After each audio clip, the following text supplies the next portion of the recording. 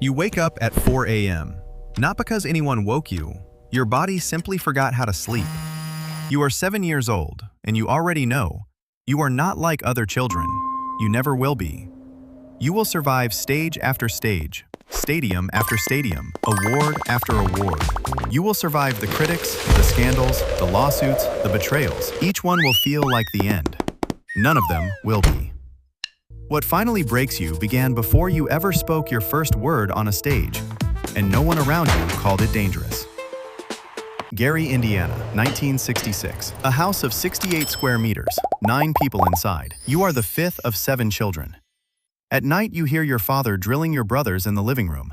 The sound of footsteps, the clap of hands, again and again. You sit in the dark and count the rhythm.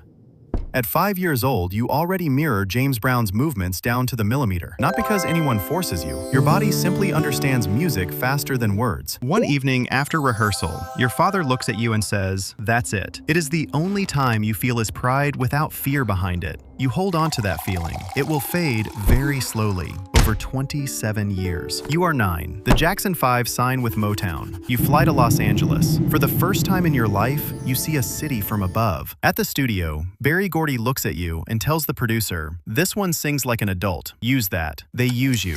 Every day. 8 hours at a stretch. No school, no yard, no other children.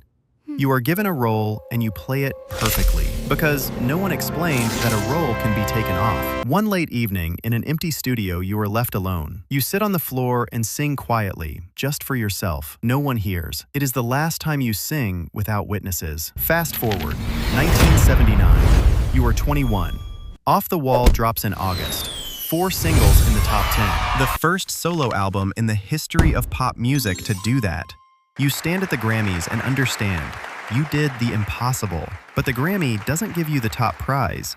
Album of the Year goes to someone else. You hold your statue for Best R&B Performance and smile. Inside, something tightens, cold and dry, like paper.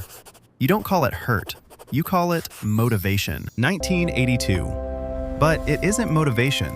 It is the beginning of a mechanism that will work against you for the next 30 years. A mechanism without a name. Until you hear it every morning, waking in the dark. I will never be good enough. You started it yourself. That night, smiling. Thriller. 66 million copies sold. A record that still stands. 8 Grammys in a single night. You are 24. You are at the top. Literally. Your face on the cover of every magazine on Earth. And here, the trap closes.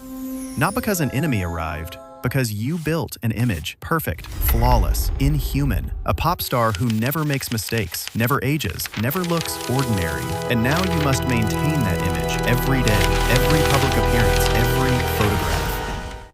But the body ages, skin changes, the face changes, and you begin a war against your own reflection. Not because you are mad, because you are the only person on the planet who cannot afford to look different. Everyone else grows older. You are required to stay Michael Jackson. I will never be good enough. You hear it every morning. This is not paranoia. It is a contract. You signed it at 9 years old in a studio in Los Angeles, 1987. The Bad World Tour. 4.4 million people over 16 months. No performer in history had gathered that many. Tokyo, the stadium is full, 60,000 people. You rise through a trapdoor in the stage floor, bottom to top, inside a beam of white light. For the next 2 hours, you do what you were born to do. Moonwalk on a 45-degree incline. Live voice, no cracks, not one pause. On the final note, the arena goes silent for 3 seconds before it erupts. 3 seconds of silence from 60,000 people. You stand in that silence and understand there will not be another moment like this. 1993, Super Bowl 27. They announce you. The stadium,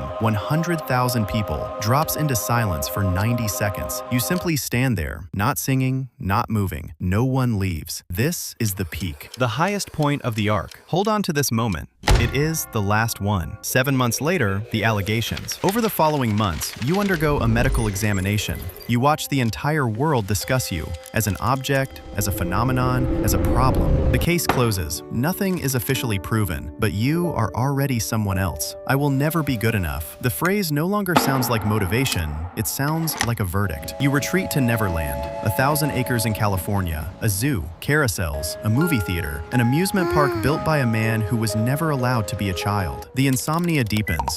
Back pain from an old injury won't leave. In 2009, you are scheduled for the This Is It tour. 50 concerts in London. You rehearse every day. You are in shape. Everyone says he's back. June 25th, morning. Your personal physician injects you with propofol, an anesthetic used only in operating rooms, because it is the only thing that lets you sleep. You don't wake up. It wasn't an enemy that killed you, not the scandal, not the industry. It was the absence of sleep, which began at 7 years old in a 68 square meter house. In the refrigerator of the rehearsal studio, a half-finished bottle of water sits with your name on it. No one knows whose it is. A security guard throws it away a week later. Nearly 97% of people who reach global fame in childhood report clinically significant sleep disorders in adulthood. This is not a coincidence. It is a design flaw. A child's brain, shaped under constant adult evaluation, rewires its mechanism for rest. The body learns vigilance as its default. Every person you have ever watched on a stage, performing the role of the eternal, ageless idol, is a person conducting a quiet war against their own body. The smile is work. The stillness on the red carpet is work. Everything is work. There is one exception. David Bowie created 17 distinct stage personas precisely so that none of them would be real. It gave him the ability to leave, to remove the mask and become an ordinary man in Berlin or New York. He lived to 69. You never learn to take the mask off, because at 9 years old, no one told you it was there.